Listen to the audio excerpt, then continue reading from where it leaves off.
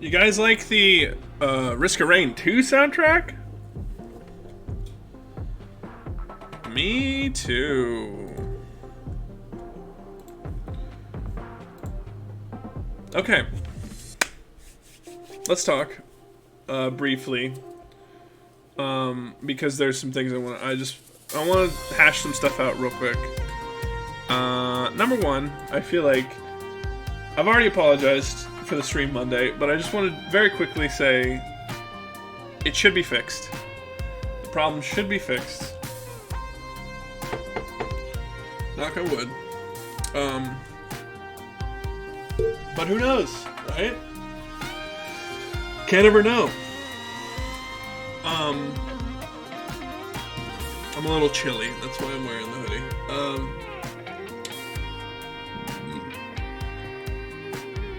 But yeah, it should be fixed. Who the fuck knows if it is? I certainly fucking don't. Let me just tell you, like, everything that went through them fixing my internet. So, we had a tech come out, or I had a tech. There's no one else living here. I don't know why I said we.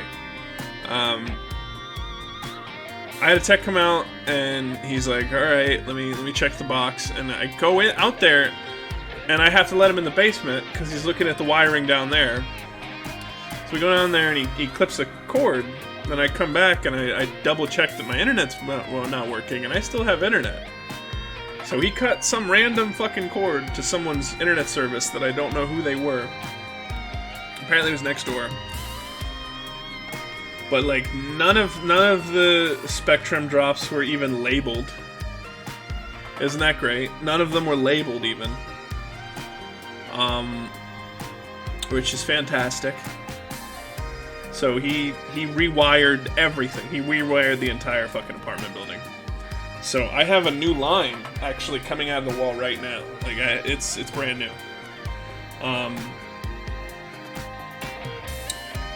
And yeah, it's brand new cable. I mean, it was like 15-year-old cable, right? So it's brand new now. He labeled everything. There's some shit going on. I don't know. But here's hoping that it's fixed. If not, I'll call them out again and be like, hey, could you please fix my fucking internet? I don't know what the fucking deal is. I have a feeling when they were getting their stuff set up, a tech came out and like kind of fucked everything up and just didn't label anything. So he probably fucked with the drops a little bit there. And they were just like kind of fucked for that. I don't know. I haven't had any problems. I've seen a few troubling signs that my internet isn't fixed, but I haven't had any problems, if that makes sense. I've done some speed tests in the interim between yesterday and today, and, you know, most of them are pretty good. There's none that are, like, concerning at all. But, you know, when I was having the problems, it was weird because, like, normally on speed tests, they'll give you a graph over the few seconds that they take the sample. So, like, it'll just go up for me if it's running well. But sometimes it'll flatline and then go further up. That was, like, the main problem. And so that was the signal dropping, like, zeroing out, basically. But it was happening so quickly that the website didn't understand, so it just drew it as a straight line. Hopefully that doesn't happen again. But yeah, that has happened since, but we figured it was just, because that was the day of, I figured it was just the modem rebooting. So who the fuck knows? Anyway, let's join Spader in the voice call and get to playing some Power Wash because I'm ready to chill. It's been a rough week so far. Okay. Spader, my friend. Ah! My dear friend. Ah! Why are you scared? Ah! You are peaking hard. Yeah, you're welcome. Hi, how are you? I'm doing good. How are you? Pretty not too bad.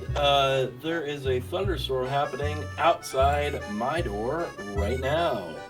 Well, that's cozy. It honestly really is. I mean, I just walked outside to take out some trash, and, like, there's thunder, there's lightning. It's clearly wet outside, but I had nothing hitting me. It was beautiful. So I think the rain has passed on, like the cell has moved over me. Mm-hmm. But I'm still getting the thunder and lightning, which fucking owns. I mean, it smells fucking gorgeous out there. It's like, it's a little bit warm, like warmer than cool, but still really nice out. And it's like, oh my god, it's so fucking gorgeous out. Hell yeah. I ripped my work pants today as I was getting in the car to go to work. Oh, sweet. Was it in the ass? Yes. Nice. That's like the ultimate and also worst place to rip pants. Is as I was like on time to get to work, you know? Uh-huh. That kind of shit. Uh-huh. And I'm like, you know what? I'm gonna be responsible. I'm gonna get to work on time. No such luck. I went to a concert recently, just a couple months ago. Okay. It was for a group called Ginger Root. I don't know if you. I know Ginger Root. You know Ginger Root. Okay. Mm-hmm. So we went. Jen and I went and saw him. Yeah, he's cool. He fucking rules. And so the venue that he was at was essentially a garage. Right. It's a very, very small venue here in Salt Lake. And we're waiting around, you know, they have their pre-show playlists. And one of the songs was Ripped Pants from SpongeBob. And as soon as it started playing, everyone in the crowd started singing Oh, it. yeah. It ruled. With the fool who went and ripped his pants. And it was the whole song, just as part of his pre-show stuff, and everyone was having a great time. And then the show was great, by the way. He had like an old telephone as part of his microphone setup. Weird. Which gives him the effect that he's singing over a telephone. Oh. Okay. Where, like, whenever you hear his songs and it's clear that he's it's pretty clear that it's not quite the same quality, Fidelity, or the same fidelity. It's because he's singing into an old telephone. Huh. And he had that for himself, but the opening act that he had just decided not to show up, and he had a backup act, and they didn't show up either. Oh. So he had a couple of his friends there. One of the opening acts was a guy who just does like hip hop beats. So he played for a little bit, and then the second act was one of his buddies essentially reciting an essay that he did in college. It was. I don't remember what it was about, but it's one of those meme things where it's absolutely ridiculous, but in the moment it was fucking hilarious. Yeah. And then his third act was another one of his buddies playing a cover of Old Blue Eyes. New York, New York. I'm blanking on the dude's name. Extraordinarily famous jazz crooner. Frank Sinatra. Sinatra, thank you. He did a Sinatra cover. It was very good. And then Ginger Root himself did his set. It was very good. It was such a fun show to go to. That sounds like fun. I'm going to a show Sunday. Oh, fuck yeah, dude. Who you I don't seeing? get to do anything fun. I'm going to see, Chris Jericho, the wrestler. Oh, okay. Yep. He has a band called Fozzy. Oh, cool. And so I'm gonna go see them. Is it about Muppets? No. Fozzie Bear. I get the reference, but it's not about Muppets. I can't say that it is. It's really funny because like the history of Fozzy is actually kind of interesting. I think while he was under contract with WWE, I think something in his writer said something about like he couldn't appear as Chris Jericho in other places. So he took on, I gotta find the name of the character he played.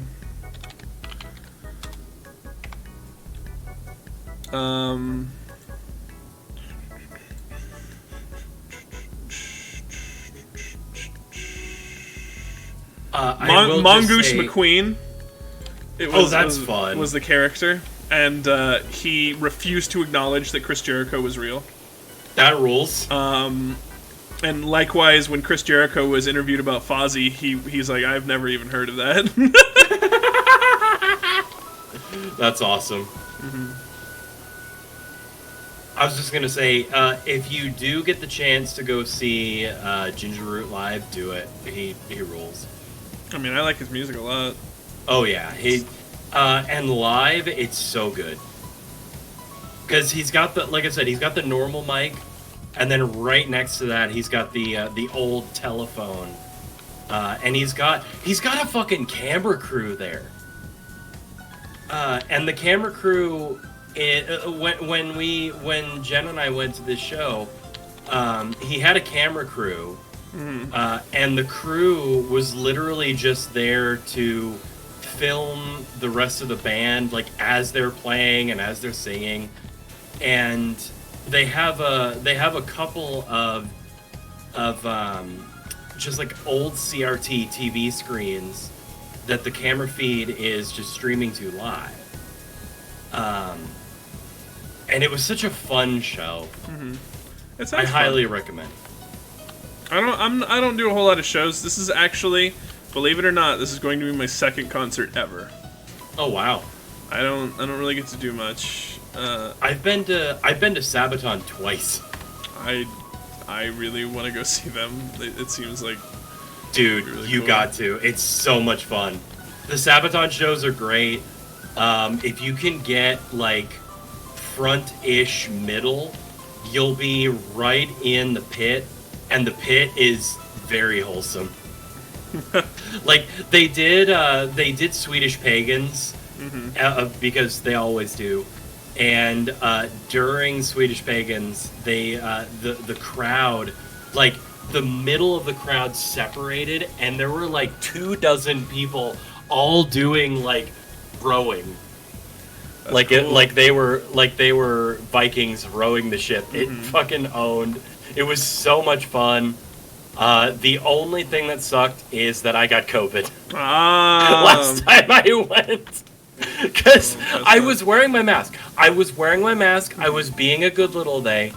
And as I was headbanging, like the strap on my mask broke. And it just fell off. And I was like, alright, fuck it. And then, I continued the rest of the show as was. And I came home. And like the next day I was like, oh, I feel kind of off. And then the day after that, I tested myself, and I was like, fuck, I got COVID. Damn it. I know exactly where I got COVID from. Yeah, you gotta be careful. It's true. Big I was fine, gatherings though. and stuff. I was fine just because it felt like a minor cold at best. That's what it is mostly these days now. Usually, yeah. Which is very, very good. Which is good. We have definitely encountered the immune phase. Not immune, but like we're definitely done with the everyone is dying every day. Yeah. The 9/11 numbers of deaths per day. Yeah.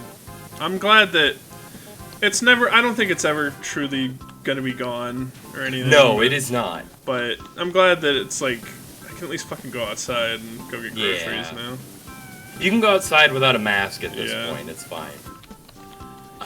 So yeah, definitely go to a Sabaton concert. It's very fun. When I was there, they had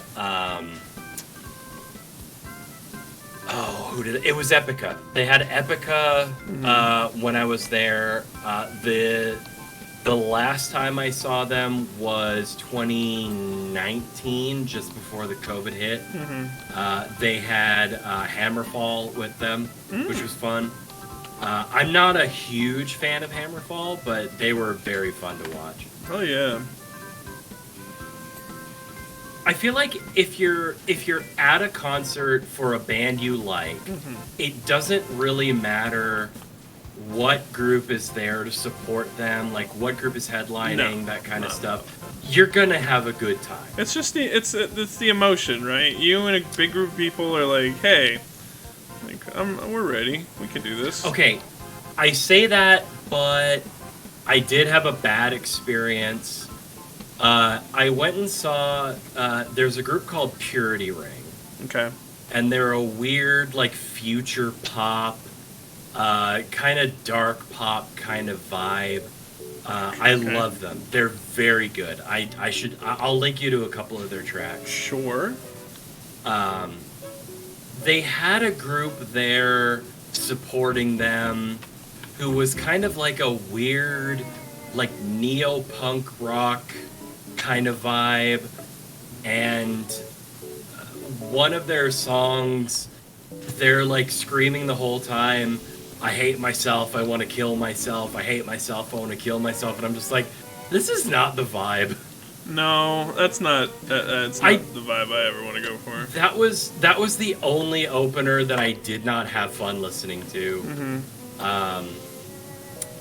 But as soon as Purity Ring came on, I was just like, holy fuck, this rules.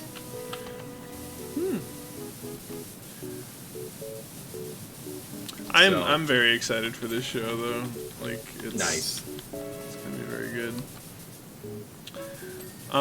So what have you been up to this week? Anything major? Working. I have been working, and I have also been playing The Legend of Zelda: Tears of the Kingdom. I hear good things.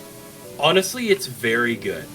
I do have a bit of beef with it. And that is just that, like, there are some people that are comparing it essentially to Breath of the Wild DLC. I don't. Yeah. I do not necessarily agree with that assessment. However, I can see where they're coming from. No, that's what I've heard is that it's just feels more the same. But like people liked it, so it would Yes. make sense like from a business standpoint and a creative standpoint, like just continue doing what people want. But, Exactly. But then people are like, but you couldn't have released this as DLC. It's like, if there's 60 No. hours of content, they can't really do that as a downloadable content for like. No. And it's very much like an 80 to 100 hour game. Yeah. So. Like fuck you. Yeah, exactly. The only thing that I really agree with in terms of that particular argument is that it is the exact same map.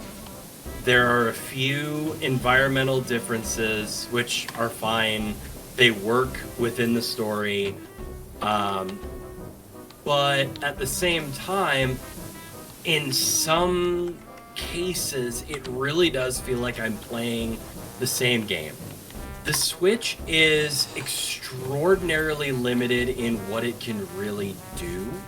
Yeah. Because you've got the Switch, and there have been no hardware updates to the Switch. Nope. They have released the OLED Switch, which is a slightly larger screen and better like color processing. Yeah. If I remember correctly. Yes, that is the main issue. The main. And that's difference. it. In the time that we have had the Switch, we've had a couple of different new Xbox releases. The PlayStation has gone from the PS3 to the PS5. Has it really fucking been that long? It has been that long. Wow. The problem that I have is not necessarily with the game itself. The problem that I have is with Nintendo and the Switch in general. We have had no hardware updates. There hasn't even been like a Switch 2 or Switch Plus or anything like that. There has just been the OLED Switch, which is not even an upgrade.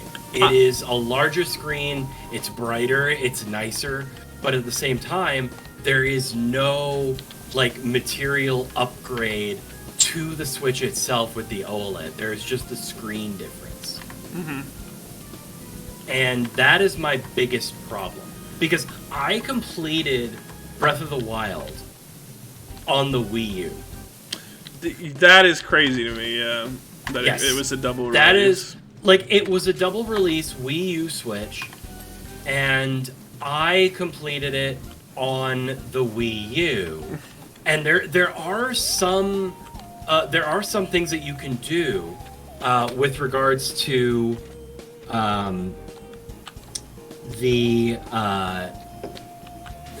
with regards to the Switch, that you can do in Tears of the Kingdom, that you could do in Breath of the Wild. So, if you go to the stables and you have your save data on your Switch, Yeah. you can get your horses. That's Any horses that you had in Breath of the Wild, you can have in Tears of the Kingdom, as long as you have that save data saved to your Switch, and I don't.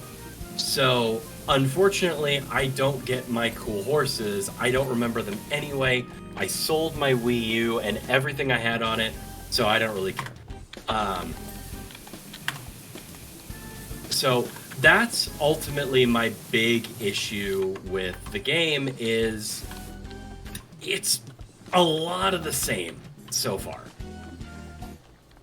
There's a lot that is different, but it is in no way a substantial, like, it doesn't feel like I'm playing a different game. It really feels like I'm playing Breath of the Wild, but with slightly different minigame mechanics. Sure. That said, I'm enjoying it. And I will more than likely play it until it is done. Funny muffler. No, I understand. I think that yeah. I may have said this to you, but I really think that Nintendo just needs to go back to hard consoles. They really do. If they made, okay, because like think about the two last like major releases that they had, the console releases that weren't like that didn't have any handheld component. It was the fucking GameCube and the Wii. Those are the last two, and those are two of the most like best-selling consoles of all time. Yes. So I don't know, man. I'm not a smart guy or nothing, but I mean, I would argue that the Wii U was. I mean, the Wii U had a handheld component, but it was such. It was so. It was entirely contingent on you having the console near you at all times. Mm-hmm. You know. And I liked my Wii U. Like, I'm one of those rare few weirdos that really liked the Wii U. I had a great time with it. The entire reason I bought it was for Mario Kart 8 and for Super Smash Brothers back when we were in the Vinesauce community. Yeah. And I got what I wanted out of it. I had a great time. I even had the Wind Waker Special Edition. I have that still. And I sold it because I needed money at the time. Mm-hmm. So I sold that. I sold basically everything I had for the Wii and the Wii U, because there is a used like game and DVD store near me that gives decent prices. And so I sold it there. I sold a shit ton of stuff when I first moved out of my last apartment, and I got probably like $600, I think. Nice. I didn't even know that was the indicator. I had to like run around and highlight it.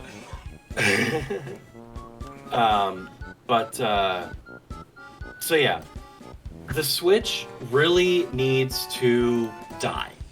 Yeah, we need to move on. Yes, we need whatever Nintendo is gonna come, whatever's gonna come next from Nintendo, which I don't know what that is. I don't know if anyone really knows what that is, but we need to move on from the Switch. And Pokemon Scarlet Violet really turned me on to the idea of that, because if you look at Tears of the Kingdom, or even Breath of the Wild, which came out at launch of the Switch. Mm-hmm. That game plays beautifully, and Pokemon Scarlet Violet is dog shit in comparison. Yeah. I had fun with it. I still have it. I still have all my Pokemon. You know, I enjoyed when I played it, but in retrospect, it is not good, and the Switch absolutely needs to be replaced. It is long past time that Nintendo come up with a new console. Because when you think about the life cycle of a console, it's like what, 3 to 5 years? I would say 5 to 6. Yeah. 5 to 6. There. You keep watching. I'm gonna look up PlayStation console release dates. So let's see, the PlayStation. Let's see. The PS4 or PS4 Pro. No, the PS4 was initially released on September 2016. And then the PlayStation 5 was released in 2020. Yeah. So that was 4 years. Yeah. It took 4 years for PlayStation to go. The PS4, not so much. Look at the PS3 gap to the PS4, though. The PS3, let's see, the PS3 was released on November 11th, 2006 in Japan. And then, which at that point is essentially worldwide. And then the PlayStation 4 was released 7 years later. Let me bring If a up, console is super successful, which the Switch has been, it'll stick around for a while. What's the differential between the Wii U and the Switch? The Wii U was released on 2012. 2012. The Switch was released. Where are you?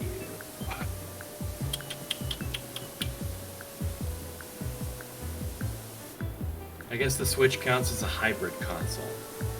The Switch was released March 3rd, 2017. Which, it's been 6 years.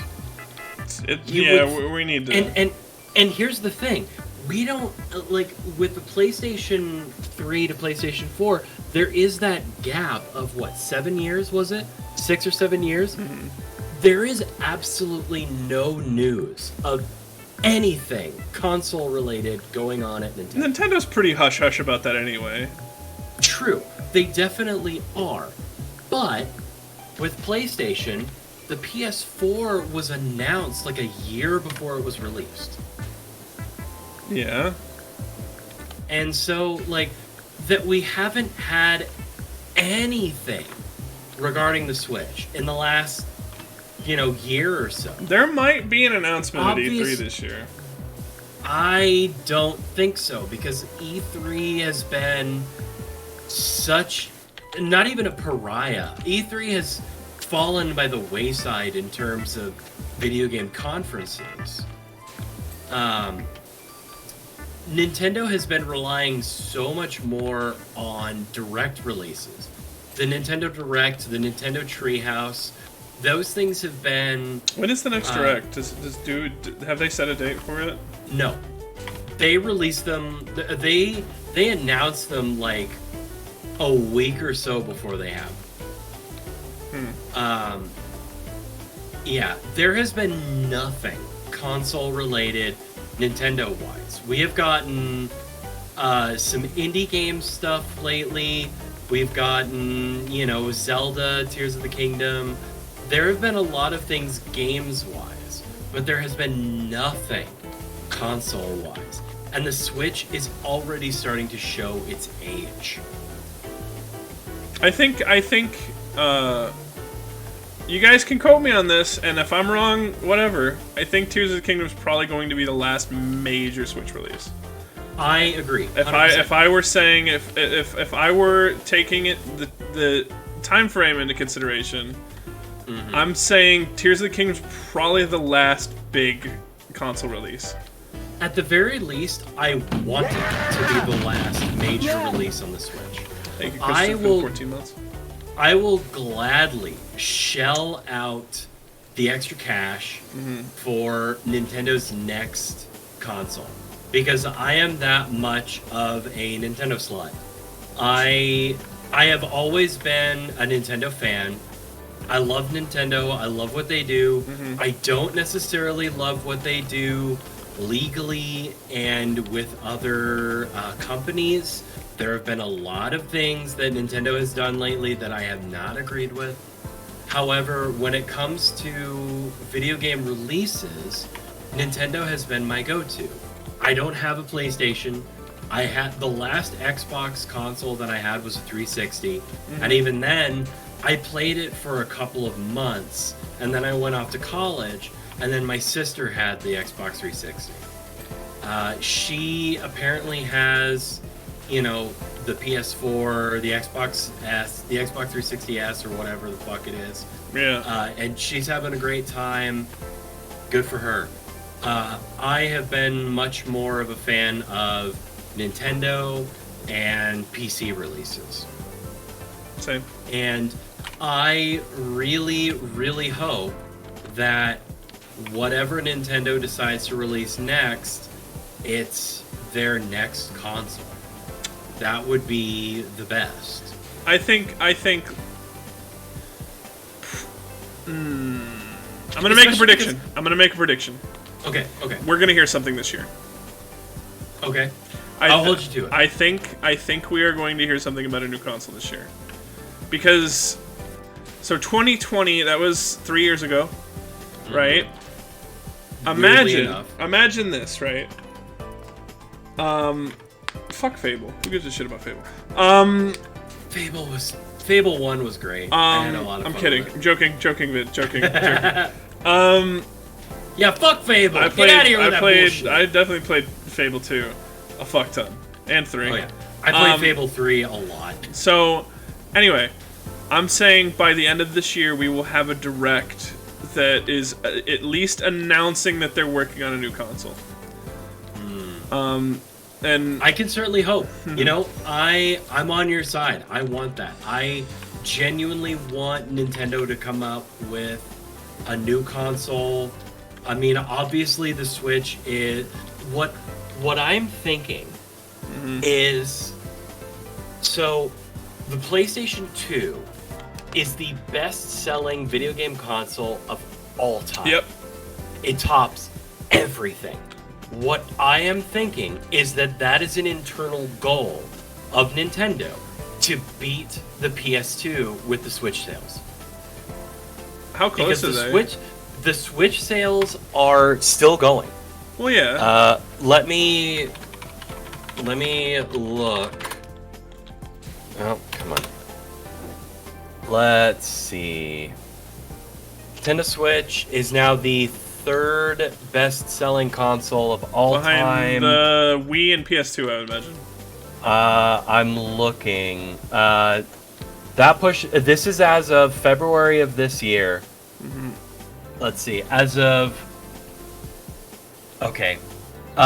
Combined sales between October 1st and December 31st, 2022, bringing the total lifetime unit sales for the console to 122.55 million since it was released in 2017. That pushes the Nintendo Switch past the 118.69 million combined units achieved by the Game Boy and Game Boy Color, and the final 117.2 million unit total reported by Sony for the PS4. Despite this milestone, Switch sales were off 23% compared to the 10.6 million units sold in the same quarter last year. Switch game sales also decreased by 4% year over year, despite the popularity of Pokemon Scarlet and Violet, which broke records to become the fastest-selling games in Nintendo's history. Everyone loves Pokemon. Yeah, which I kind of hate that I am a Pokemon fan person, because Scarlet and Violet did a lot that I wanted out of Sword and Shield, but there's so much of Scarlet and Violet that could have been so much better. It was very... I'll give my official review, I guess. Yeah. Real quick. I played up until I got all the badges, and I did the secret thing, and I beat the final boss, and no spoilers, just in case anyone hasn't played it, but Sure. you know, whatever. It felt like I didn't have a direction to go in. Yeah. 95% of the time. Until the very end. And I thought, you know what? If they had done what they did at the end, if they sprinkled that throughout the game, it would have been the perfect game for me. But like, because you team up with your friends that you've made along the way, and you go on a little adventure, and you're like, this is what fucking Pokemon's supposed to be about. Yes. But then it fucking is so suddenly like ends, and I'm just like, it's there, and then it's done, and it's just like, what the fuck? Yeah. Like, I agree 100%, and one of the things that #gamers tend to do is they tend to compare open world games to say it with me, Breath of the Wild. Yeah. And for good reason. Mm-hmm. Breath of the Wild has set such a standard when it comes to an open world type of game that it makes sense to compare other Nintendo games to it. And unfortunately, Pokemon Scarlet Violet tried doing that, but did not meet the mark. No. And it sucks, because I played through it. I played through Scarlet and Violet in its entirety. Yes. I played through it entire. Yeah. I played through it entirely. I did all of the post game. I did, I have a living Pokedex from Scarlet Violet. Mm-hmm. At the same time, I see what they were going for, and looking at Tears of the Kingdom, I realize what this game could have been. And the laziness of the Pokemon Company to just put it out and say they're done with it. There have been, for whatever reason, whatever they did, the Nintendo Switch is not prepared for that kind of a game. And it suffers for it so bad. The hardware limitations of the Switch are so apparent in those Pokemon games, which doesn't make any sense whatsoever when you compare it to Breath of the Wild, Tears of the Kingdom, and I'm sure there are several other Switch games that you could compare it to for roughly the same thing. I just don't play the Switch that much anymore. So I wish that game was better than it was, but I enjoyed it for what it was. Mm-hmm. But at the same time, the Switch needs to... We either need the Switch 2 or get whatever the fuck Nintendo is planning next. They have to be planning something other than beating the PlayStation 2 sales. I doubt that they're going to stop selling the Switch even with the release of the new one. Oh, absolutely. The Switch is going to keep being sold because it's such a handheld... You know what? You know it'd be fan-fucking-tastic? What? They release a fucking hardwire console game that is not in direct competition with the Switch and run two fucking consoles at the same time. Agreed. That would be perfect. Have your main big blockbuster releases, your new Mario, your new fucking Legend of Zelda, your brand new Kirby game, right? You have those on your big hardwired console, and then have like a bunch of old, keep doing what you're doing with the old games being released on Switch. For that's great.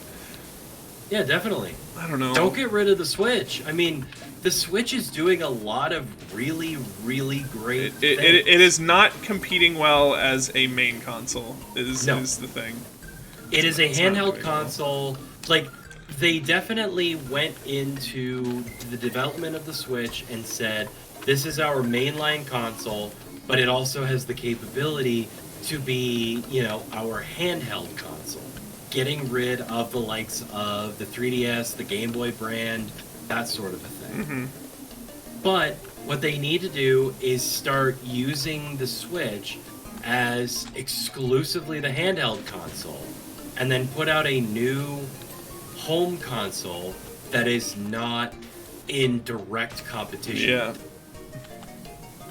Very quickly, Vid brought up that his D&D group is playing Pokemon Infinite Fusions, and that reminds me, I forgot at the open of the stream, at the start of the stream, I forgot to mention that I'm just gonna restart Infinite Fusions. Cool. The VODs were worthless Monday, Oh. So I'm not going to bother continuing that save. Yeah, that's fair. We're gonna start over. We're also gonna play on easy because apparently easy gives you XP all from the very beginning. We're gonna do that. Oh, there you go. So. Hey, yeah. I have a question. Yes. The EXP share. What are your thoughts? I like it. Okay, so I've been playing a ROMhack, a Pokemon Emerald called Pokemon Quetzal, that adds like everything up until Scarlet Violet. And then it adds the starters from Scarlet and Violet.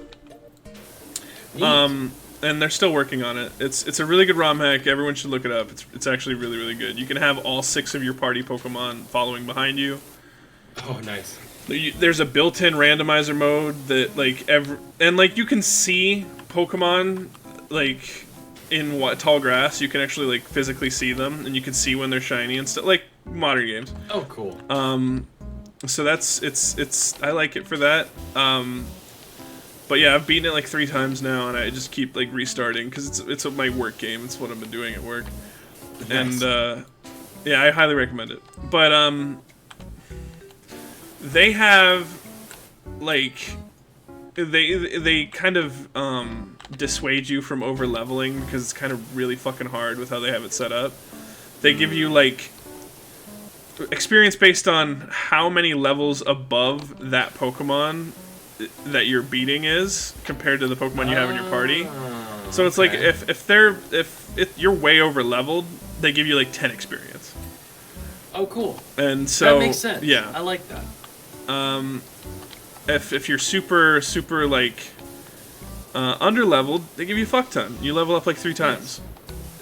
The reason I ask is just because there's such a, I'll say, controversy with fans being really upset that the EXP share is just available at all times. I love that feature. Honestly, that's such a feature of RPGs in general. I like the idea of not having to fucking switch out my goddamn Magikarp to get Gyarados, guys. Exactly. Like, in just about every other RPG, every member of your party gets experience points. Why does it matter that you only have 1 Pokemon out that they shouldn't get experience points? You know, so that everyone's roughly the same level. It doesn't make any sense. I understand why they did it in red and blue. I get it. It was artificial elongation, which is perfectly fine especially for a Game Boy game. But like losing that for like more of an experience for the game is perfectly fine in my book. Agreed.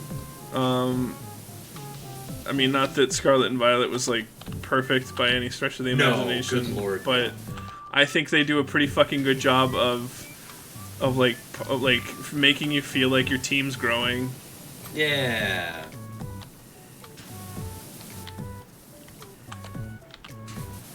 Like maybe does the lead Pokemon get the same amount as everyone?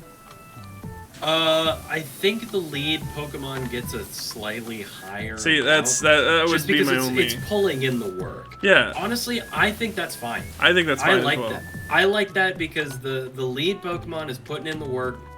It's the one that's doing the hard shit, and then everyone else is just kind of there, which that's fine. I like that shit. Mm-hmm. But yeah, just going back to what I was saying earlier, we're just gonna restart Infinite Fusions. Cool. Unfortunately, I didn't wanna, but with there was 2 half-hour VODs and then one 7 30-second VODs. I was gonna say I did get a lot of notifications. Yeah, I'm sorry. Also, I'm sorry for that, guys. That's fine. It's That's fine. I figured something was going wrong when that happened. So yeah, we're restarting, and we're gonna take chat suggestions for names and stuff. If you guys want to tune in, Nice. Hell yeah, everybody get in that. We're gonna take chat suggestions for fusions and stuff. A lot of people are playing it right now, mostly Pokemon YouTubers, but I'm being a variety streamer who enjoys Pokemon. Yeah. Yeah. What else do I have planned? Oh, 24-hour stream's coming up a week from Saturday. Yeah, it is. We're getting very close. The schedule, I post the schedule, I do believe. Yeah. If you guys want to take a look. But yeah, that's pretty much finalized. I'm gonna have a chat with everybody this upcoming week about if anyone wants to jump in for anything. Mods in chat right now, any of you, or stream regulars, which is basically everyone who's in chat right now. You guys are perfectly fine to jump in for the Mario Party 5. I'm just gonna put hard CPUs on, and we're just gonna drink and have fun during that one. Nice. It's gonna be really fucking casual. So yeah, that one should be fun. Dante suggested recently that we stream Gauntlet Dark Legacy 4-player soon. And I would love to do that. That'd be great. If we could get after this, you know what? After Power Wash Simulator. Do you want to start that? What is it? Gauntlet Dark Legacy for the GameCube. You would just need Dolphin. Net play's really, really easy to set up. Yeah. That should be fun. Okay. Alright. I'm fine with whatever, dude. It's your show. I'm just having fun. Landing I'm having gear. fun playing video games, hanging out with a friend. Speaking of playing video games, I finished my first ever run through of Disco Elysium. And how was that? Very good. I don't necessarily know how extraordinarily satisfying it was, because I got back from the island where a certain person is, and I did get to recruit Kuno into the Force. Oh. I love Kuno. Kuno is my son. I had a lot of fun with it. That's good. I went full communist. It went great. I think the next time I play through it, I don't know when that'll be. I'm probably gonna go full fascist, just because it's interesting to play different sides when there's no real life consequences, Yeah. It's like playing Hitler in Hearts of Iron 4. It's just something that Exactly. It's different because I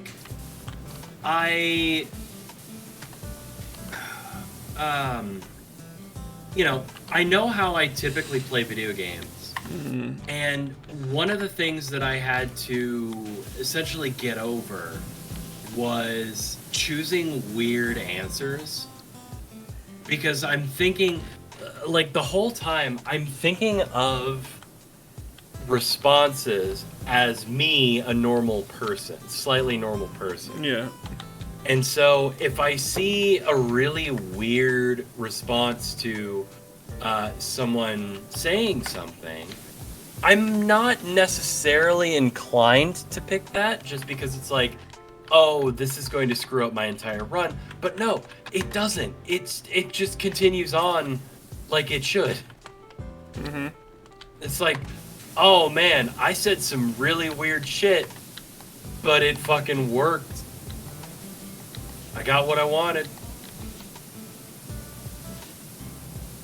I also don't know, like, I'm sure there are different endings, you know, depending on what you do. Mm-hmm. But, like, I don't know if those differ between how you investigate things, how you do, you know, the entire investigation itself. So I'm hoping that, you know, I get a totally different ending. Because have you played? You know, you No. watched someone play through it. Nope. Mostly. No. Oh, okay. I've seen a little bit of it. That's about it. Oh, okay. I highly recommend. It's very good. I got one ending. I definitely want to see if there are other endings because mine was just like this other undercover agent shows up and it turns out he's my partner and it's like, hey, you fucking idiot. You fucked everything up because you're a drunk piece of shit. What the fuck do you have to say to yourself? And I'm like, hey, I caught the guy and this kid helped me. And then he's like, what the fuck are you talking about? This is bullshit. You're fired. You suck. You're an idiot. You're a dumb piece of shit. And I'm like, hey man, let's fucking chill. I got the guy. I solved the case. And so, and then Kuno is just like, hey, I want to be a pig too. I want to be a cop. And I'm like, hell yeah, bud. You're my protege now. And the guy is, and the undercover guy's like, you shouldn't be, you know, entrapping kids like that.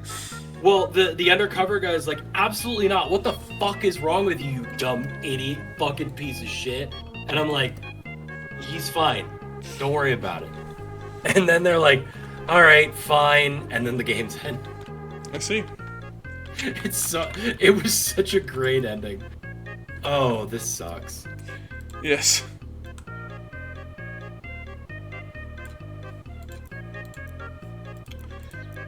Oh, I love Kuno. Kuno is my son.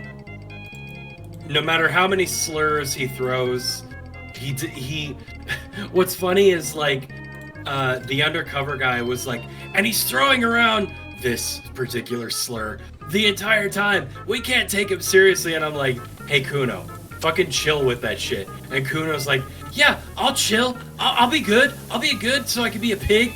I'm like, all right, cool, nice. Damn. I love Kuno.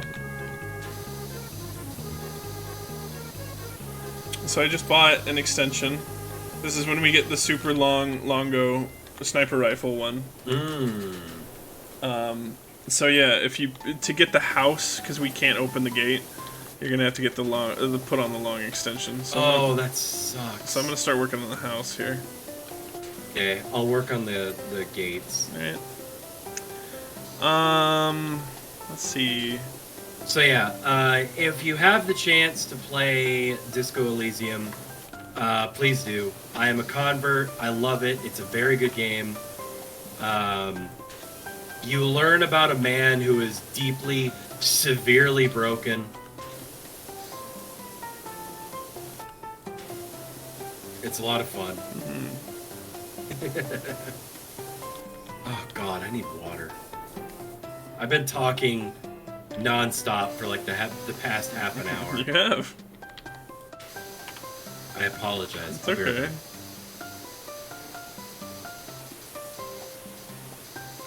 So yeah, the 24-hour stream is... It's a booby calendar, or else I'd show it.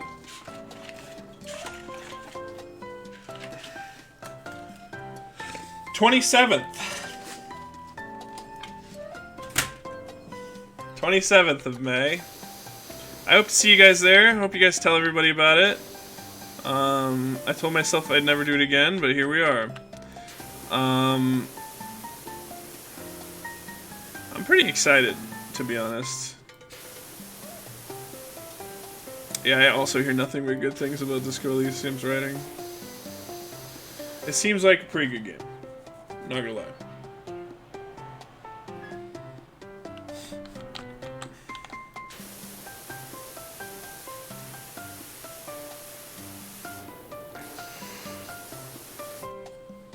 Fuck!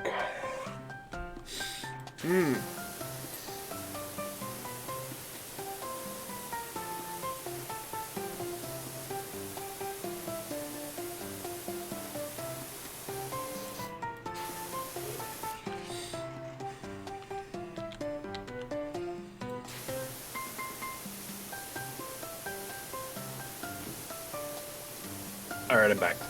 Welcome back. Sorry, I also had to pet my cat. She's very cute. I love her very much. It's okay. I understand. I will also, I will agree that the writing in Disco Elysium is phenomenal. I will also say, you will not experience everything that game has to offer in one sitting. There was a lot that I started in that game and did not finish because story happened. And I'm fine with that. Like, it's kind of reflective of life, like when you're starting, you know, just about anything, and then something comes along and interrupts it. There are a few catastrophic events that really define your experience in that game in particular. And I highly recommend. Absolutely, 100%, without a doubt. It is a phenomenally written game. I loved it so much.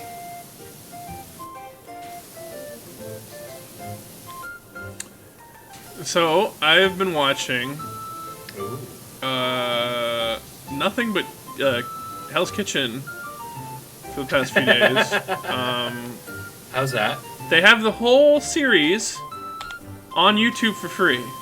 Oh shit! No kidding. Yeah, they have all of they have all of Kitchen Nightmares too, uncensored and everything. Oh wow! They say the American fucks, version? the fucks and the shits. Yeah. Oh. I liked the British version quite a bit more than the American version personally, just because like Gordon Ramsay is obviously yelling and screaming, but because he has to for the American audiences, there's the drama, the fucking water harp that. That's like my favorite part. Okay. I hate it so much. Oh well, obviously you don't know how to have fun then. Well, no, because it's one of those shows that I would watch like growing up, and it's a show that my parents love, and every time it's on when I'm there, all I hear is the fucking water harp that. Yeah. It's like, God, I'm so tired of this American fucking TV trope. Well done. Anyway, in the British version, he doesn't scream as much. There is still some swearing, but he doesn't scream or just like burst a blood vessel at every given moment. It's very nice. No, that's what I like about it. That's fair. I love these stupid people getting what they deserve. Oh, 100%. Crazy Scottish man screaming at them. That's all I've ever wanted. Dumb motherfuckers deserve everything that's coming to them, but after a certain point, I get a little tired of it, you know? No, I don't know, actually. Yeah, it's fair. I couldn't possibly get upset. Like, his brand of screaming is something that I cannot properly express how much I love. It is. He does have a way with words. Yeah. So there's this There's in season 9 of Hell's Kitchen, there was this contestant who I fucking hated. Every word out of her fucking mouth, I wanted to just beat her teeth in with a baseball bat. Like it was really like, and she made it to 3rd. She was she was 3rd place, so I had to deal with her all fucking season. It was so fucking annoying. I'm like, oh my god. I was like, Final 5. She's gonna get eliminated. Final 5. There's no way she's getting a fucking black jacket. There's absolutely no fucking way. And he gives it to her, and I'm like, I want to die. I actually just want to die. Clearly, she had some level of talent. She was a good cook. She just like there was a lot of shit that she messed up that like other people were not getting, and that people were not getting away with, and she would just continually get away with it over and over and over again. And like, obviously that was a studio thing. Like it doesn't matter what order people get eliminated in, as long as the top 2, I would say, are extremely talented chefs. And they were. Both of them were. The same with season 8, which I watched right before. Like they're both extremely fucking talented people. But it's like they keep dramatic people on as long as fucking possible, and it's like infuriating for me. The drama drives up the rating. But like I'm like, man, what if someone just bops her right on the fucking, like, I guess, and I'm suckered into it, I guess. Yup. But I love it. You love it. I fucking love it, man. Get your head out of your fucking ass.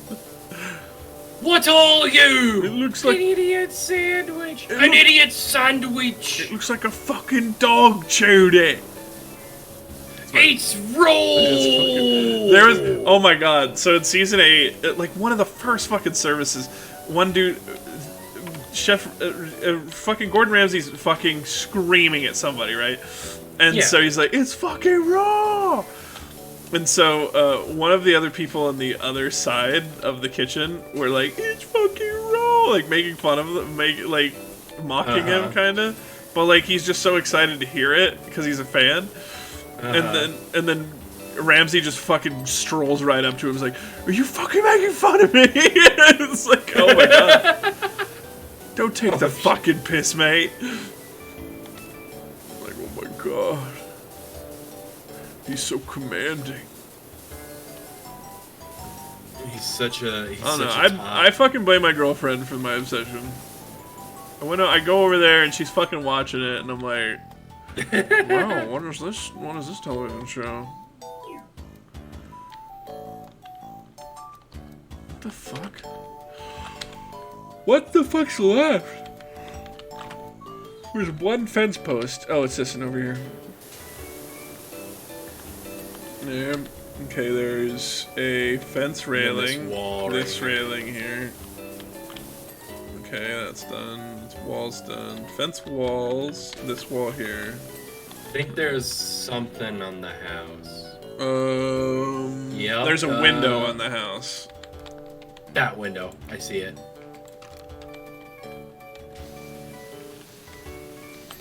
Got it. Stairs ornament. Oh.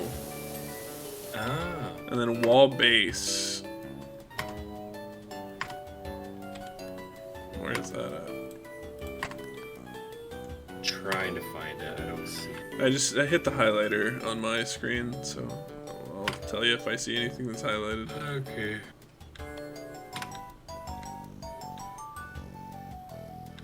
It's got to be in his property. Oh, it's behind this bush over here.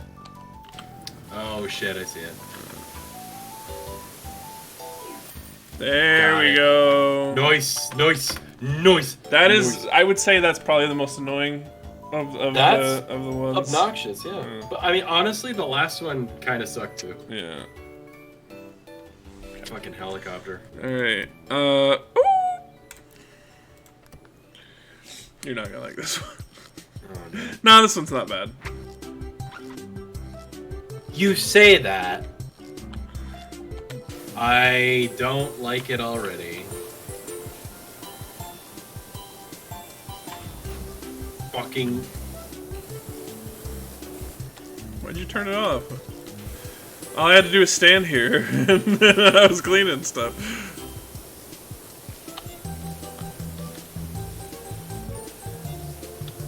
It's so... Like, this game is very good, because it's like... You see a task in front of you, and you're like, whoa. Yeah. Wait, can you fucking see it yet? God damn it. Is it out in the distance anywhere yet? Is it aliens? No. You don't... Fuck. There's nothing. Is it Cthulhu? I don't understand how it's not even there yet. God damn.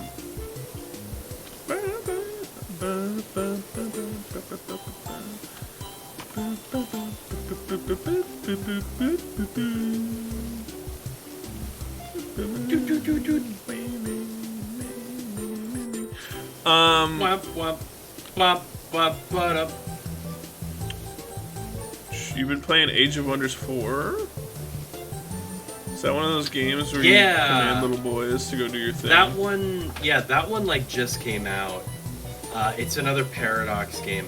Unfortunately, I am betraying the trans community in that I am not able to play any fucking Paradox interactive games because for whatever reason the installer will not install on my computer and I cannot make it do it. The only way I can play Paradox interactive games is if I run Steam as admin and then run the game from like the file itself.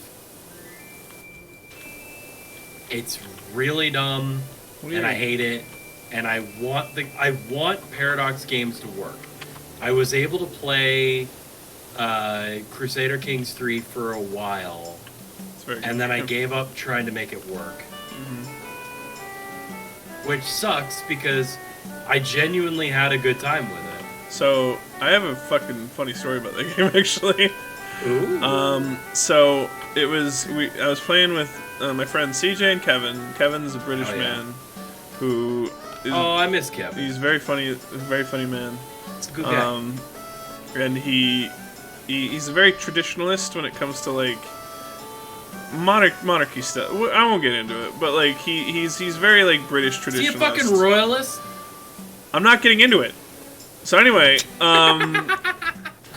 we're playing and he's just trying. He's just the queen back. He's just trying to have a fun time, like building his legacy and stuff like that.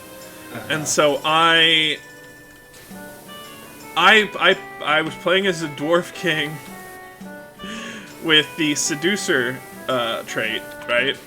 Sexy little person. So my main goal was to get as many STDs as possible and give them to as many people as possible. That was my goal, and so I told them this at the very beginning, and I'm like, I'm gonna have so many fucking mistresses, like you guys won't even fucking believe. And I remember Kevin specifically saying, "Yeah, just don't like have sex with our wives or nothing." And I'm like, the game is afoot. So I fucked the shit out of his wife. Like I lay some fucking pipe. Lay that fucking pipe. I had syphilis at the time, and so I give his wife syphilis, and so he gets syphilis. And he's like, someone had sex with my wife. And I'm messaging CJ like I definitely just had sex with Kevin's wife. So CJ mutes himself and he is fucking dying laughing. and so Kevin I think throws her because she's Crusader Kings 3, Jay. Yeah. So he throws her into the dungeon, I think. Because because of her infidelity. Infidelity. And so I have sex with his next wife too. And then he gets divorced to her, and then I take her as a concubine. That fucking rules. And so I was like, he was getting a third wife, and I messaged CJ. I'm like, I'm gonna keep doing it. He's like, no, just let the dude fucking play. No, that's the game. There is no let them play. That's the game. That's how it works. That's awesome. Dude, I fucking love that game because you can, like, imprison somebody and then have a seduction scheme on them as well. So you're fucking them in their prison cell, and they're like, just let me go. You're like, no. Hey, you're a child. I'm going to take over your kingdom. Your armies are nothing. Put you in prison, execute you. Yeah. I will put this child into prison, and I will execute him. I think one of the starts has, like, France under the rule of, like, a child king, I do believe. And so, getting a scheme, if you're running a fucking intrigue play, always fucking do this. If you're running an intrigue play, scheme to kill leaders, and, like, if you're running with really high intrigue, it'll always fucking work with, like, smaller duchies. But if you have a good big kingdom, because you can just over time just make a kingdom, essentially, you can do that with fucking kings too, because you have so much power. So, like, I start as a fucking kingdom, I just scheme to kill that fucking the king of Francia, who's like a small child, and then I get all of Francia. That's great. Oh my god. It's a very good game. Yeah. It's a shame that I can't play it or any other Paradox interactive game. Because their fucking launcher won't install. Okay, I'm going up top to clean the roof. Okay.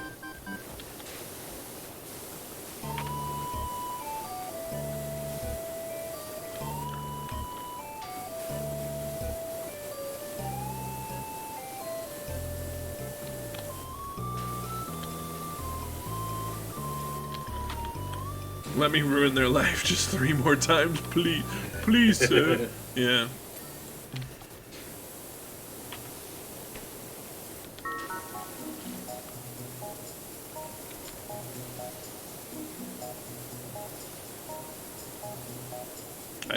I made some burgers today.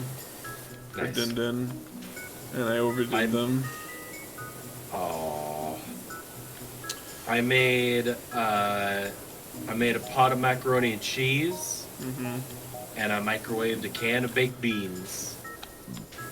You put that shit together, get fucking American classic, baby. I'm a fan of beans and mac. Fuck yeah, dude. The best time is when it's, on a barbecue, you're having brats. Someone brought mac and cheese. Someone brought baked beans. That shit rules. You don't make them together. You can't mix that shit together. You gotta cook them separate, and then you put them together. Yes. I fucking love beans and mac is like my ultimate. I'm a fucking slob, and I just want food. I want something. I want a comfort food. That's my comfort food. My It's comfort just food is beans and mashed mac. potatoes. I don't know what you're talking about. Macaroni and cheese with baked beans. How's that different?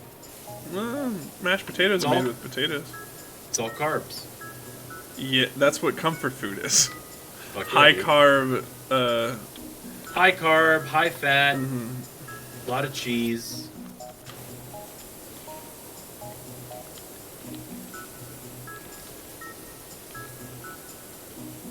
It is fucking chilly. Alexa, how chilly is it tonight? This evening, you can look for clear skies with temperatures around 42 degrees Fahrenheit. 42. Ooh, I might use 2 blankets tonight. Ooh. It is currently 70 degrees outside. Damn. I don't have the windows up. We're getting those fun little like mid-spring, early summer thunderstorms. We haven't really had like a true proper thunderstorm yet. Oh, we've had a couple.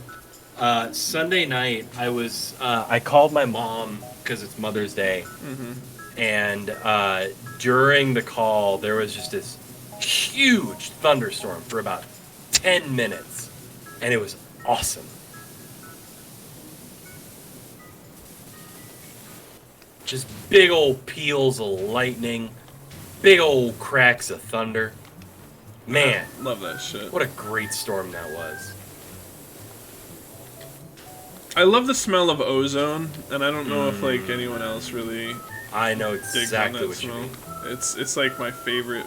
It's one of my favorite smells. It's the stink of thunderstorms. You know when that stanky thunderstorm pussy's coming. Fucking love it.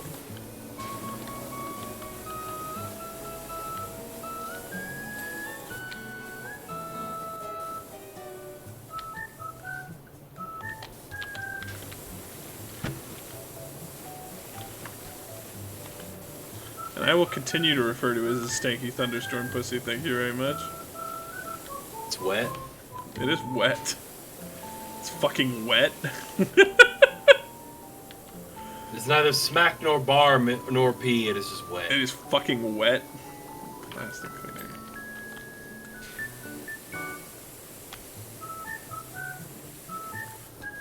Smack bomb pee wet. Thank you. Smack bomb pee wet. Smack ball pee wet. It's more wet than pee. But it is pee. Fucking love that video. It's a very good video. It's become synonymous with my fucking channel. Smack bomb pee Russ. Should I change my name to that? Yeah, that'd be fun. Smack Bomb P Rust. Hey everyone, welcome to Smack Bar and P Rust. Today we're actually in Wigan right now, trying our Smack Bar and P Wet and a Wigan my God, kebab can you while we're imagine? here. Can you imagine you're just fucking in England just to have Smack bomb pee wet? And I go in to that little store that's in that video, and I'm like, "Hey, it's me."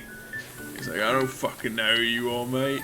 I don't fucking know you all, mate. But my Who the friend fuck are Luke, you? okay, so listen to this. Luke was right around that area. He was on a train that passed through Wigan. And fuck yeah. and I'm like, okay, fucking go there and try a Babby's Jed for me and some fucking Wigan kebabs. He's like, I will. And then he fucking never did. A little That shit. cunt. That little fucking bastard. Fucking cunt.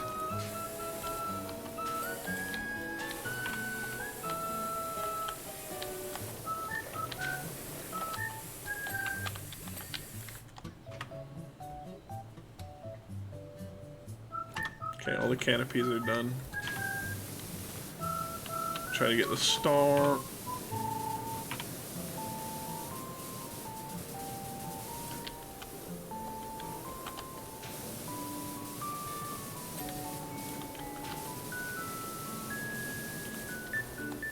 Damn, we are burning through these fucking... We really these are. levels.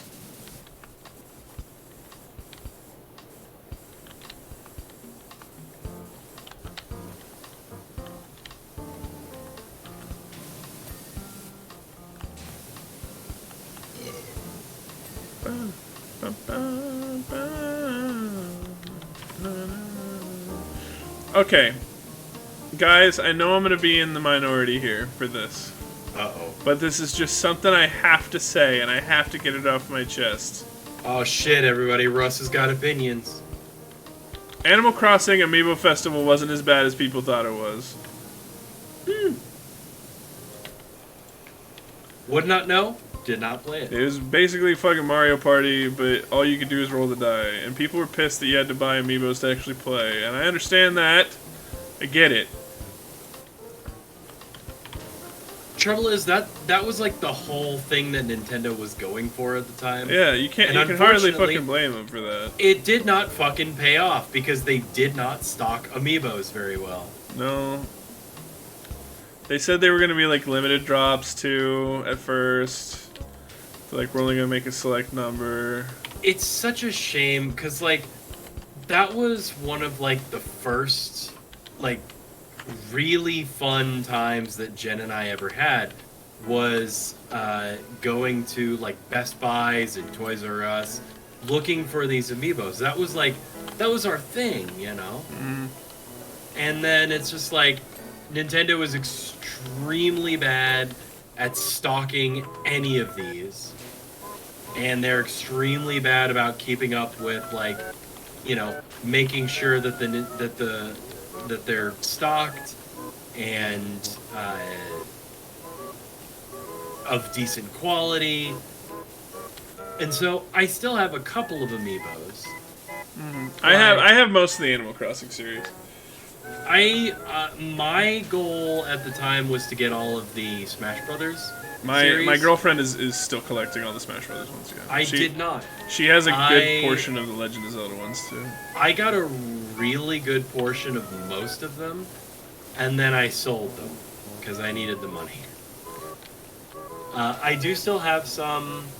I've got the Shovel Knight. I've got Dr. Mario, the two DDD ones that they released, Bowser Jr., Waluigi, Wario, 2 Warios, a couple of others that I'm really happy I got.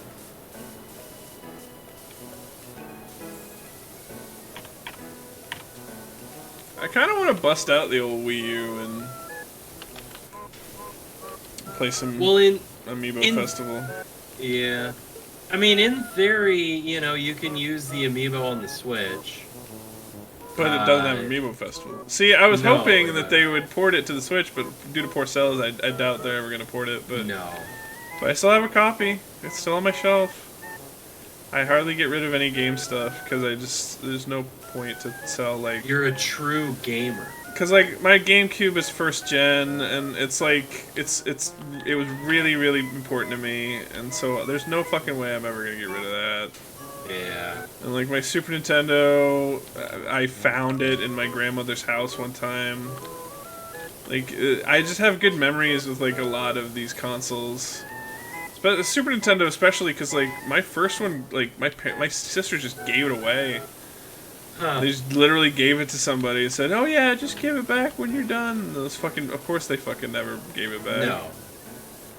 I don't loan shit out for that exact reason. So I had a Guitar Hero 3 controller when I was younger for the Xbox 360, and my friend, or someone who I thought was my friend, was like, "Hey, do you mind if I like borrow that?" And I was like, I don't know, man. Like, I've heard stories of you not returning shit ever. And then my other friend was like, I'll make sure he gives it back to you, don't worry. And so I was like, alright, here you go. And then I never fucking saw it again. I hate that. Yeah, so I don't do that much anymore. Unless it's someone who I really fucking trust. Yeah. My sister keeps wanting to borrow, like, all my shit. Or at least did for a really long time. And I just sell me your N64. I'm like, no, like I just no. Like, why do you keep wanting it? And so apparently she bought one. I'm like, thank fuck, god damn, stop bugging me about it. I did actually ask one year, like when I was in college. It was probably 12 or 13, Christmas of 12 or 13. I asked my parents for a Nintendo 64, and they got me one. Oh yeah. Granted, like, I had one when I was a kid, but it was doing natural corruptions at a certain point. Oh yeah. Like, I would be playing Mario 64, and Mario would just go flat against the ground, That's cool. and then the music would get all fucked up. It was kind of fun, you know, at the time, but at the same time, it was just like, this sucks. I just want to play the game. I'm not here for this. I wasn't watching any of the Vinesauce corruption, whatever, at that point. So when I realized what I had, it was just like, oh man, I could have been doing my own corruptions. And then I was like, I'm glad I didn't, because I have more fun actually playing a game than playing a fucked up game. Yeah. As most people do. Unless the game is meant to be weird and or fucked up, then sure. Like, I'll enjoy it. like what? Control. Sure. Yeah, Eversion. Did you know Control is made by the people who made Alan Wake?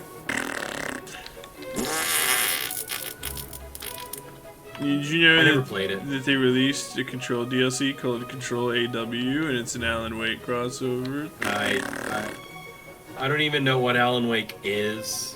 Pardon? You heard me. It's my favorite game ever. It's not something that I was ever made party to. I So, guess. so, okay. Imagine Indigo Prophecy or Twin Peaks, but you're a writer in Washington, upstate Washington, who's trying to get away from everything because he has severe writer's block, right? Okay. He's a best-selling author, like really like well-known and everything. So he goes into this really fucking small town, and like people are like, "Oh my god, it's Mr. Wake! Oh my god!" And like, I mean, he's like, "Oh my god, I literally came from New York to get away from shit like this," but he just can't.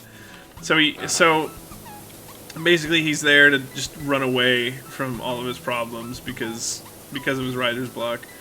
And so his wife is like, "Hey, I brought this typewriter along. I thought maybe you could do some writing, and there's this health clinic for like struggling artists that we could go to around here."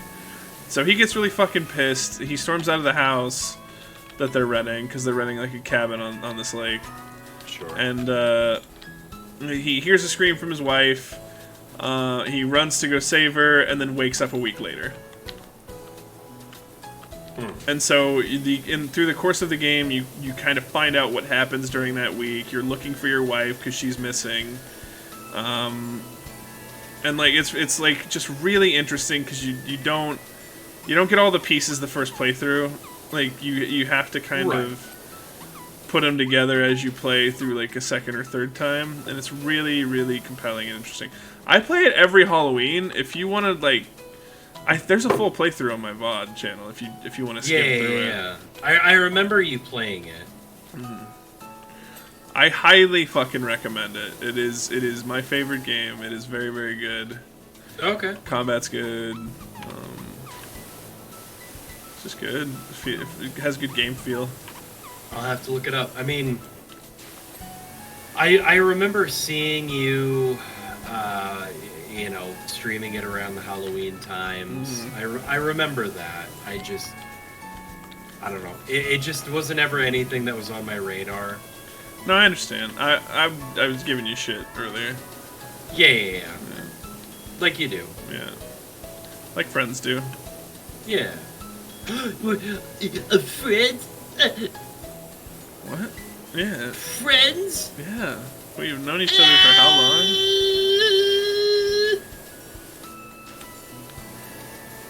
We've been good friends for like 11 years? I always thought it was interesting gameplay with the light thing. The story was super good though. Hey, I think it's got a little something for everybody, because the gameplay can be fucking annoying and it's a little repetitive by the end. But like they keep throwing shit at you like basically throughout the entire fucking game. Uh-huh. Why'd you turn it on? You wanted it on, right? No. Not right now. Not when we're almost done. We're doing spot cleaning, basically. Turn it off.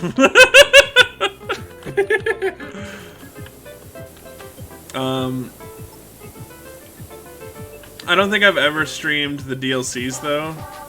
Because by the time October's over, I'm finishing the fucking main game. But like, maybe I could do that at some point. I would love to do the DLC for you guys. It'd be fun. Because they're pretty fucking good DLCs. There's 2 missions, the Rider and the Signal. The first one is about him basically escaping his own mind. And the whole thing is done in like a giant metaphor. And then the second one is him like crawling back from that. It's very good. They're both contiguous to like the story.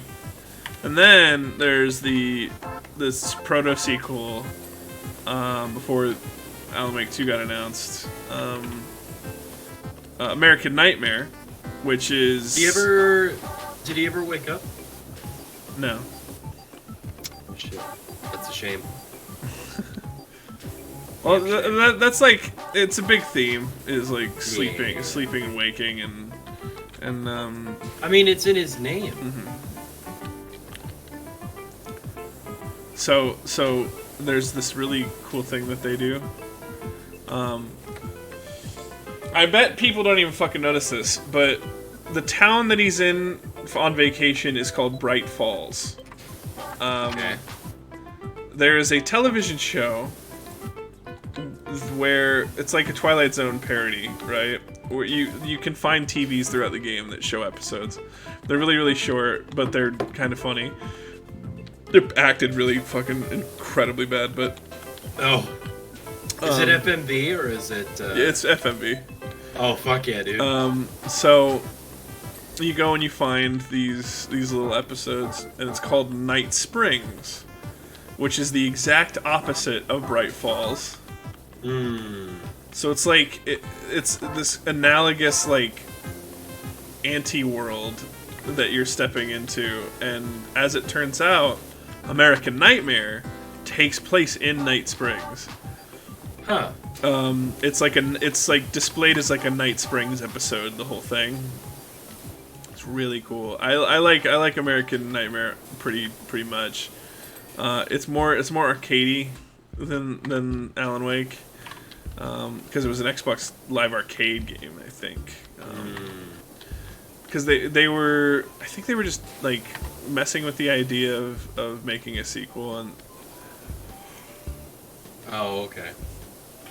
they kind of incorporated a lot of the ideas that they were going with for the first iteration of the sequel, and they incorporated a lot of that in American Nightmare. But apparently this next one's going to be like way more survival horror than the first, which I'm all about. I'm all about like drastic genre shifts in anything. It's kind of fun. But yeah, that's coming out. I thought it was this year. It could be next. Let me look it up.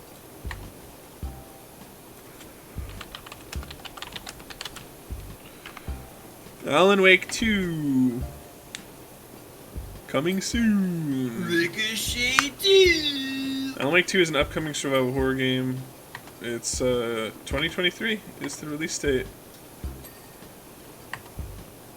This year? Have they only ever Alan Wake 2 update is good news for fans. This is from April. So they have like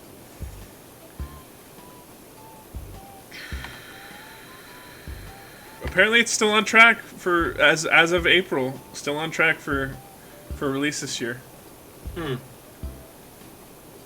Yeah, it was right after the remaster. I think, and I joked right to everybody, and I think it might be in my VOD. I joked to everybody that, yeah, what if they're just prodding to see if, like, anyone's interested in a sequel? And apparently the remaster did really well. And I was like, ooh. Because we never finished the story didn't get finished. Because I think they were pretty much banking on there being a second one. Oh, okay. And it never came to fruition. But that definitely happens. Yeah, but like, I would hate to see, because there's so many games that like get announced and then just don't fucking get made. Yes. Like Overwatch 2 PvE, guys. Hey, topical. R.I.P. Overwatch 2. R.I.P. fucking Blizzard, bro. Yeah, Blizzard's fucked. But specifically, Overwatch 2, I guess that's just fucking dead in the water at this point. So they've officially canceled it as of oh, so it is entirely just like they are not making it anymore. They're not making it. I thought it already was. No, they said it's going to be out later than we expected, and then in an announcement, I think either yesterday or today, they said there's just no way we can make it. See, I already thought it was made. Is No. the thing like not even like new mission types for Overwatch 1. I thought Overwatch 2 was already out. Overwatch 2 is out, but it's only the Okay. multiplayer stuff. So like single player is going to come later. It'll be fine. Like, are they are they still developing the multiplayer aspect Yes. of it, or Yes. oh, okay. They're Just not doing any of the PvE. No, they're not doing any of the shit that people got really excited for. Okay.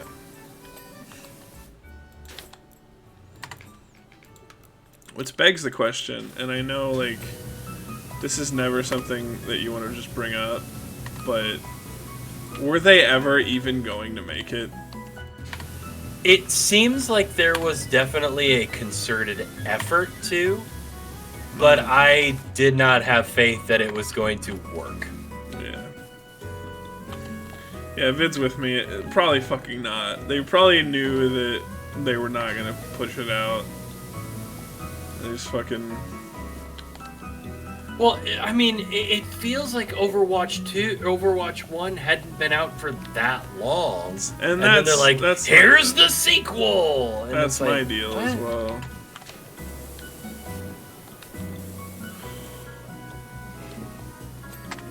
Didn't make any sense. It making no sense.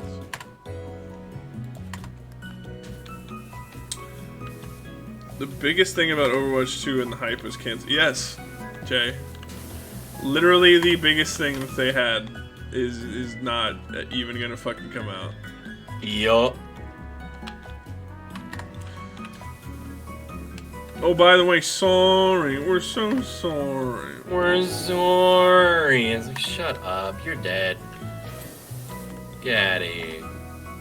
Get the fuck out of here. So basically, what this means, right, is that Overwatch 2 never needed to be released. No. Ever. So they're using the excuse that it's a different game, right, for like battle pass stuff. Because they completely changed how microtransactions work.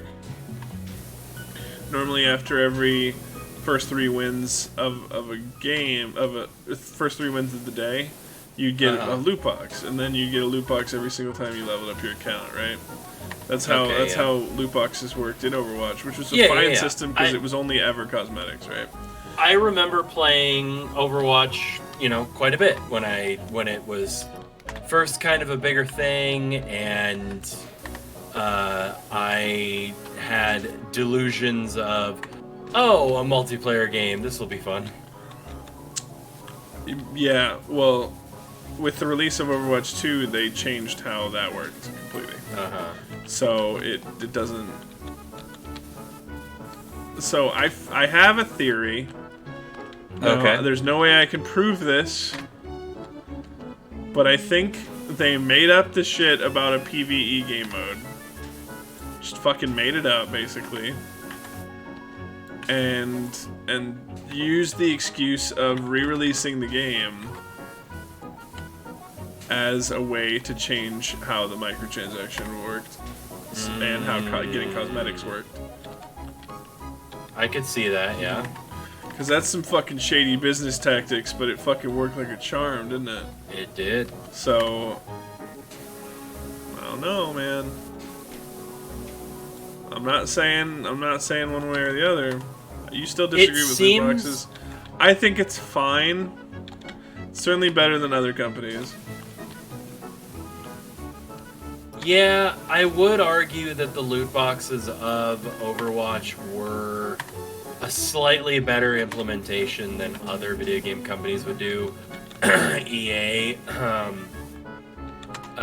But it's, at the end of the day, it's still microtransactions, and it still sucks. I'm not gonna say it's great, but like... No, 100%. At least it was only ever cosmetics. And you didn't have to fucking get... New heroes weren't behind a goddamn paywall. Yep. Wait, are the new heroes behind the paywall in Overwatch 2? They're behind the battle pass. Oh, fuck that. I hate that shit when they're like, hey, we released new content. You have to pay to use it. No, that sucks. Yeah. People have already paid so much money for this particular game. Why would you charge for something that is effectively at that point base game? Because they want money. I mean, And they'll get it. the why is obvious. Let's be real. Mm-hmm. But my disbelief at it is the same.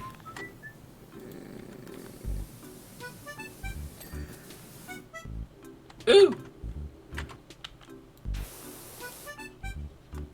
Crestings. What are the crestings? The things up top. Oh, yeah, look at that.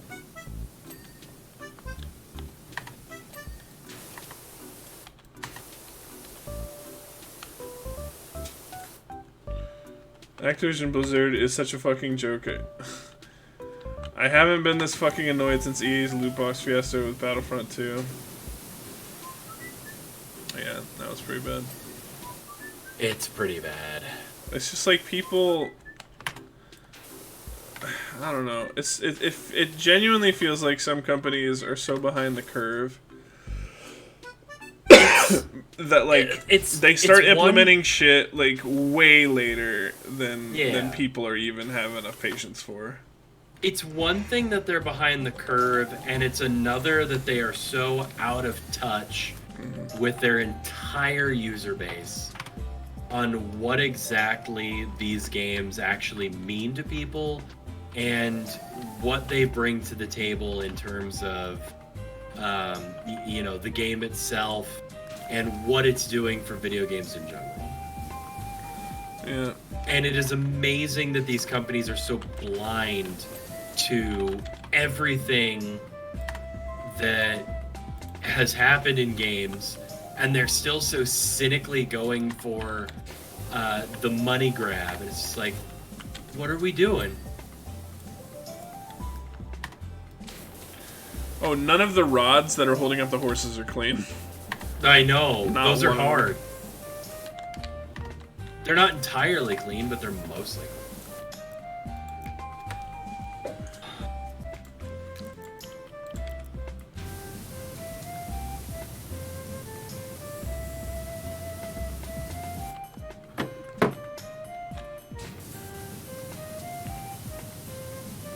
Anyway, Activision Blizzard funny, haha. For me. Do the horses, Bob? I don't think so. No. Oh, they do. Oh, bullshit. Shit, we do need that on. Alright. Play like a gallery game. It'll just be like trying to get them as they go around, you know? Oh, that one's up top. There we go. Excellent. It's down below. Very good. Oh, shit. Okay, alright. Oh, that one's gonna be up top. This one here. Is it Bob's? Oh, there it goes. Son of a bitch. Come back here.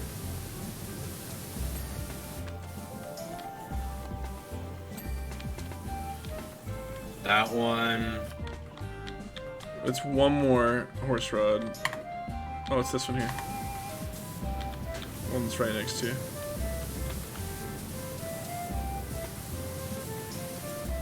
Son of a bitch.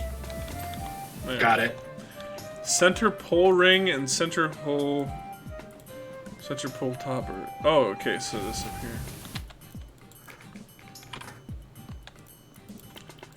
Good call on checking to see if the fucking horses bob.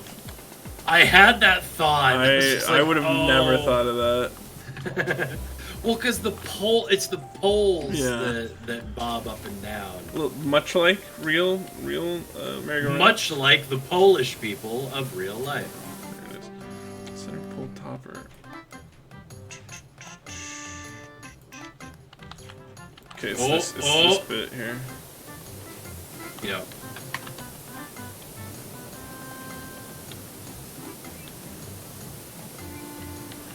Come on. Come on, I want to be done with this fucking merry-go-round. I'd like to move on to better projects. I would as well. And as soon as we're done with this one, I have to go pick up Jen. Okay. So. We can stop there, honestly. Okay. That's fine. Oh, there we go. Got it. Yeah. Alright. Hell yeah.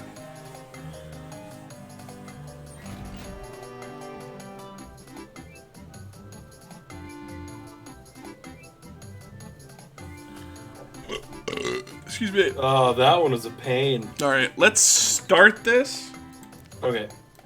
and then as soon as you have to go, we'll end it. Because this is a big one, and there's no way we're finishing it tonight anyway. Oh god, yeah. Oh god. This is my swamp. What are you doing in my swamp? Look around, like this is. There's a lot to this one.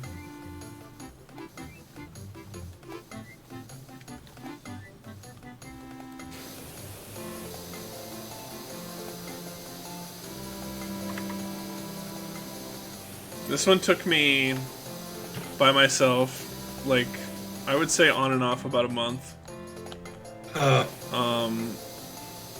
It should go faster because we're playing it, like, continually and the two of us, but, like, as you can see, we're still at 0. Oh god.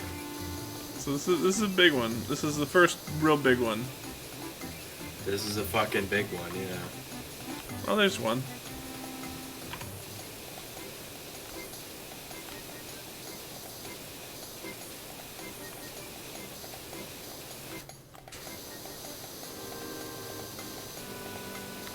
I do like that the signs are written in Comic Sans. Are they really? They are. I'd never noticed. That's kind of fun. Oh, they are.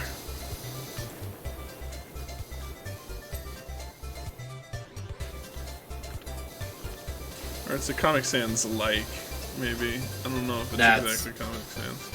No, that's Comic Sans. I'd know Comic Sans anywhere. Whoa. I didn't know I could grab this from across the fucking planet. That's neat.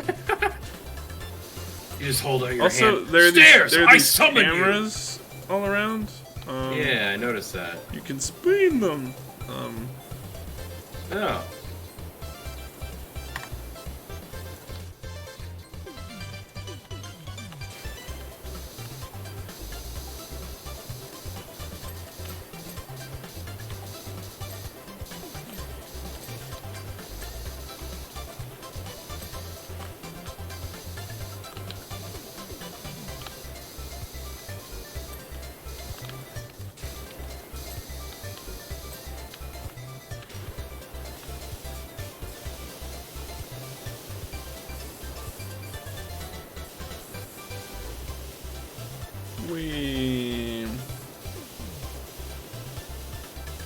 Oh, I hear that bedtime calling.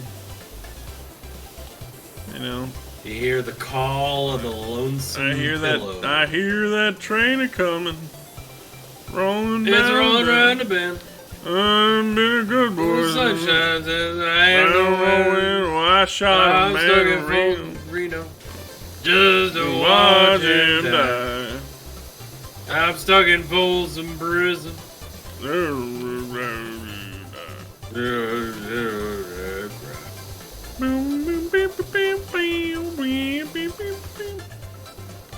I hear that lonesome whistle. Imagine if one sign said trespassers will be shot, survivors will be shot twice. I've seen that sign before. Imagine if it said, imagine if there was a sign that said, a proud honor student parent. My border collie is smarter than your Eagle Scout. There was this picture I sent my girlfriend the other day of a dude's shirt. Uh-huh. It was a, let me see if I can find the picture real quick. It was a,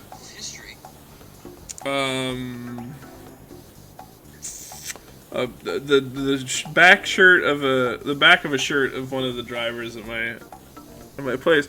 It just says, I love a woman who loves squirrel brains. What the fuck? Bruh. What the fuck? And she was like, what What the are you fuck? talking about? I think it was like a Duck Dynasty shirt, I think. Oh, probably. Mm-hmm. I know nothing about that Walmart ass show. Basically, it's a bunch of guys who were like... It's a bunch of old boys who make the duck calls. They weren't, though, is the thing. If you look at pictures of them before they were on the show, they're like the yuppie type, like really college educated, like fucking. They went to like business college, and they built like a huge company on like hunting equipment and stuff. Because I think they all liked hunting, and then they all grew beards and became hicks. I think for business. And so a show came out there and they were like, let's give them a show because the writer's strike is going on. And, which another writer's strike's going on. It rats itself! Hey, solidarity with the WGA. Solidarity with unions. We love unions. We love unions. We stand with unions. Do not cross the picket line. I stand Fuck Ken unions. Jennings. Fuck Ken Jennings. I will say it right now. Fuck Ken Jennings. He's a goddamn scab. I stand picket lines. If you don't know, Ken Jennings is the current host of Jeopardy. I know. After the passing away of Alex Trebek. I'm aware of who he is and what he has done. Okay. Yeah, he has crossed the picket line. He is a son of a bitch. Ken Jennings does not deserve your love. He does not deserve to be, lauded as the host of Jeopardy. He's a son of a bitch. He is a scab. Spader. He's a strike breaker. Spader. Fuck him. What? What? Nothing. All right. We've talked about this though. No, we haven't. No, well, we'll talk about it later. Well, we can talk about it later. But no, Ken Jennings breaking the picket line is something that happened like today. I understand that it happened today. Or yesterday or whatever, who knows. It happened during the strike.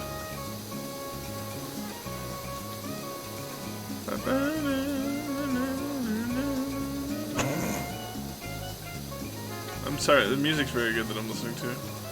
Nice. Man, I didn't drop a single frame this stream. What a difference a day makes. Goodness gracious. Damn, that rules. But did you hear my story at the very beginning? This fucker... I don't think I did. This fucker rewired the entire fucking building. Oh, jeez. He rewired it with, like, brand new coax. He found out that one of my line wasn't labeled, and the other person's was labeled incorrectly. So he snipped one of my neighbor's lines. Oh, no! And they were out of internet while he was fixing it. Oh, fuck. He's like, I fucking rewired everything, I relabeled everything. I was like, thanks, man. Cool. Like, I know it took him like 2.5 hours. It was great. Told me some stories about his life during the army, and I was like, this is neat.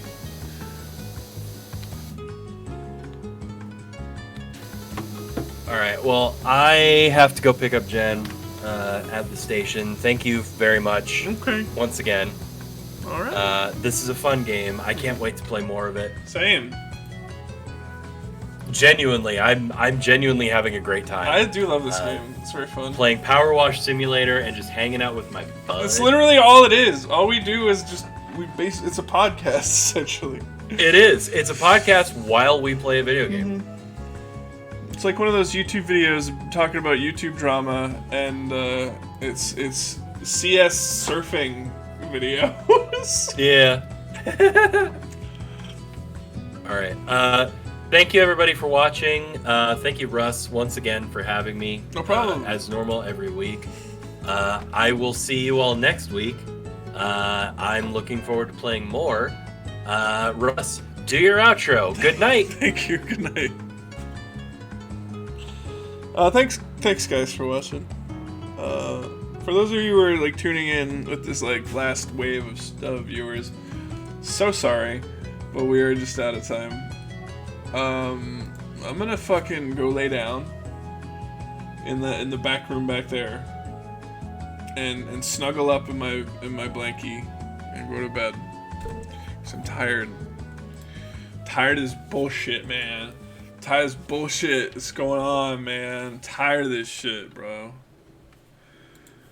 I'm fucking exhausted, bro. Okay, next stream is what is Saturday this week? Board game night. Last month we didn't do one. We're gonna do one this month. If you guys want to play board games with us, now's the time. It's gonna be fun. I'm gonna vet some board games. We're gonna play them, and we're gonna have fun. We're just gonna chill with all our friends. Okay. So, if you guys have any suggestions for board games, please DM me on Discord or Twitter. I think my Twitter DMs are open. Anyway, thank you guys for watching. I'm gonna get out of here. I'm sleepy. Bye. Not checkers. I hate checkers. You can't play checkers with more than 2 people anyway. Fuck checkers, dude.